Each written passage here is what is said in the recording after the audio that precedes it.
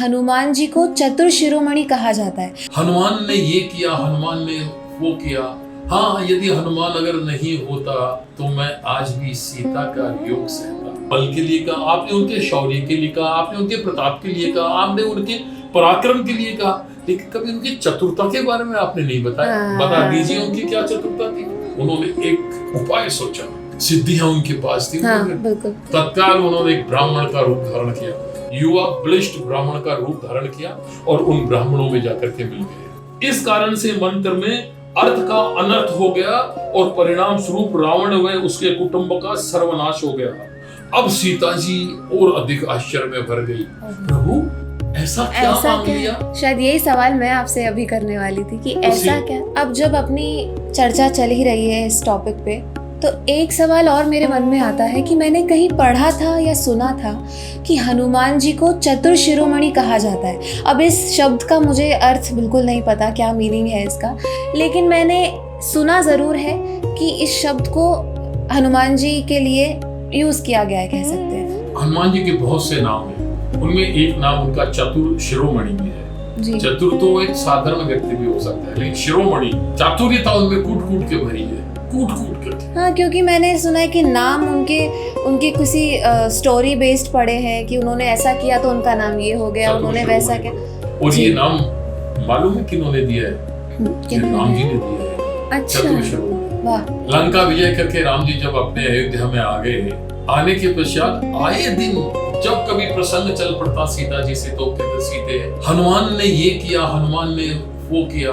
हाँ, यदि हनुमान अगर नहीं होता तो मैं आज भी सीता का योग सहता। सीता मेरे संग नहीं रहती। अच्छा। तुम मेरे संग नहीं रहती, मैं बिना सीता के मुझे रहना पड़ता, मुझे अपना जीवन यापन करना ही पड़ता। हनुमान ने मुझे इतना सहयोग किया, हनुमान ने बुद्धि में सहयोग किया, हनुमान ने बल में सहयोग किया। तो सीता ने एक दिन आखिर पूछ लिया, प्रभु आप आए दिन बताते रहते हैं हनुमान ने ये किया, हनुमान ने वो किया। हनुमान, इस हनुमान के अलावा आपको कुछ सूझता ही नहीं।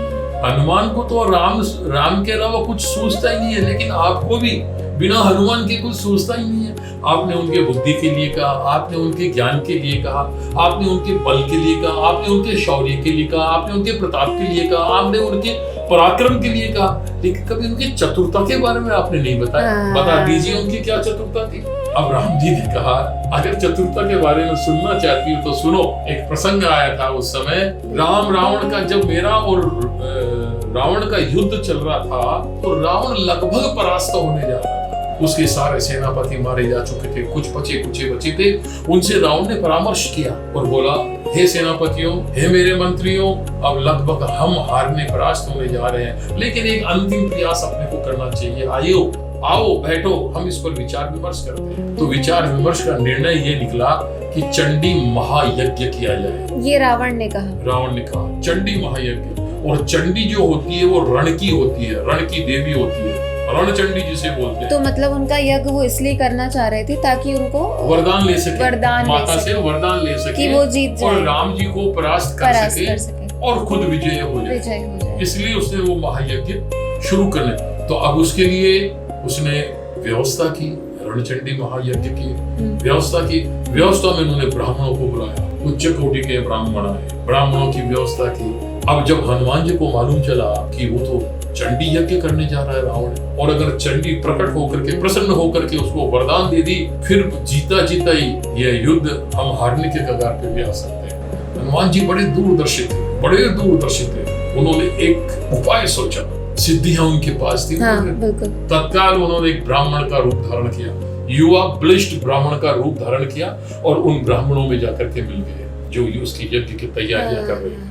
अब तैयारियां जब कर रहे थे तो उन्होंने क्या किया, सभी ब्राह्मणों की सेवा शुरू कर दी। किसी को जल पिला रहे हैं, किसी को दूध पिला रहे हैं, किसी को मिष्टान बना के खिला रहे हैं, किसी के पांव दबा रहे हैं, किसी के हाथ दबा रहे हैं, किसी का सर दबा रहे हैं, किसी के औषधियां दे रहे हैं। दिन रात 24 घंटे जहां दिखे वहां हनुमान, यहाँ दिखे यहाँ वो जो ब्राह्मण रूपी हनुमान, वो ब्राह्मण वो युवा ब्राह्मण जहां दिखे दौड़ करके कोई आवाज दे, अरे विप्रवर, तत्काल उसी समय दूसरा आवाज दे तो पवन पुत्र तो थे, और तत्काल भाग के इतनी सेवा की सखी कि सारे के सारे वो जो विप्रवर थे ब्राह्मण देव थे सब बहुत प्रसन्न हो। ये सब उन्होंने इम्प्रेशन जमाने के लिए उस टाइम पे किया। अब जब सब प्रसन्न हो गए तो सबने कहा युवा तुम कौन हो? बोला मैं आपका दास। यही चाहते थे वो, यही चाहते थे। तो उन्होंने कहा कि हम इतने प्रसन्न हैं कि तुम हमसे कुछ वरदान मांगो। ना ना ना ना ना ना, मैं वरदान लेने के लिए थोड़ी कर रहा हूँ ये सब, मैं तो आपकी सेवा करना चाहता हूँ। नहीं भाई तुम्हें वरदान तो लेना ही पड़ेगा। नहीं नहीं नहीं, मैं तो आपकी सेवा करूंगा, केवल सेवा करूंगा और सेवा ही करना चाहता हूँ, केवल मुझे आशीर्वाद प्रदान कीजिए। फिर उन्होंने सेवा कर दी। अब इतनी सेवा हो गई उनसे ब्राह्मण देवताओं से रहा नहीं गया। उन्होंने फिर एकत्रित होकर के बुलाया उसको, नहीं युवा ब्राह्मण तुम्हें कुछ ना कुछ हमसे लेना ही पड़ेगा, ये हमारी आज्ञा है। तो उन्होंने कहा ठीक है, बस यही चाहता था मैं। उन्होंने कहा जब आप ये देना ही चाहते हो तो आप पहले तो ये बताइए आप किसका महायज्ञ किसका कर रहे हो?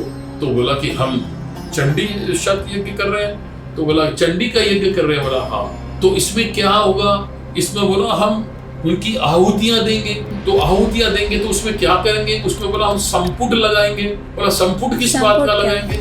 संपुट एक शब्द होता है कि हम कोई भी जैसे रामायण के पाठ करते हैं तो प्रभु से नगर की जय सब काजा हृदय राख कौशलपुर राजा जय सिया राम जय जय सिया राम जय सिया राम जय जय सिया राम। तो ये जय सिया राम जो है ये संपुट, इसे संपुट कहते हैं। उस कार्य के प्रयोजन के लिए संपुट लगाया जाता है। ओके। तो हनुमान जी ने कहा जिस मंत्र के संपुट से आप हवन करने जा रहे हैं उसी मंत्र के एक अक्षर का परिवर्तन मुझे वरदान में दे दीजिए। ओहो अच्छा। तो उनका एक अक्षर का हाँ ब्राह्मण देवता केवल एक अक्षर, एक शब्द नहीं, एक अक्षर, पूरा मंत्र नहीं, एक शब्द नहीं, केवल एक अक्षर, उसका परिवर्तन करने का मुझे वरदान दे दीजिए। अब उन्होंने कहा ब्राह्मण देवता अत्यंत भाव विभोर थे, उन्होंने तत्काल बोल दिया तथास्तु ऐसा ही होगा। इस कारण से मंत्र में अर्थ का अनर्थ हो गया और परिणाम स्वरूप रावण व उसके कुटुंब का सर्वनाश हो गया। अब सीता जी और अधिक आश्चर्य में भर गई, प्रभु ऐसा क्या मांग लिया? शायद यही सवाल मैं आपसे अभी करने वाली थी कि ऐसा क्या? वही सीता जी ने किया जो आपके मन में जो आ रहा है वही सीता जी के मन में आया। अरे ऐसा क्या एक अक्षर से पूरा परिवर्तन हो गया? बिल्कुल। तो उन्होंने कहा राम जी ने सुनो जानकी, वह मंत्र इस प्रकार था जय त्वं देवी चामुंडे जय भूतार्तिहारिणी जय सर्वगते देवी कालरात्रि नमोस्तुते। ये अगला श्लोक में आता है जी। इस मंत्र में हनुमान जी ने भूतार्ति हारिणी में है के स्थान पर के उच्चारण करने का वरदान मांग लिया। किसके स्थान पर? है के स्थान पर है फॉर हनुमान। है के स्थान पर के उच्चारण करने का वरदान मांग लिया। भाव में बहे ब्राह्मण देवताओं ने ऐसा ही कर दिया। भूतार्ति हारिणी का अर्थ होता है संपूर्ण प्राणियों की पीड़ा हरने वाली, अर्थात हमारी पीड़ा हरने वाली। और भूतार्ति कारिणी का क्या लग गया जिसमें ऑपोजिट हो गया, है की जगह क्या लग गया, तो भूतार्ति कारिणी का अर्थ है प्राणियों को पीड़ित करने वाली, अर्थात हमें पीड़ित करने वाली। और इसका अर्थ का अनर्थ हो गया। और जैसे ही उन्होंने उसका स्वाहा उन्होंने बोला भूतार्थकारिणी और वो स्वाहा हो गया।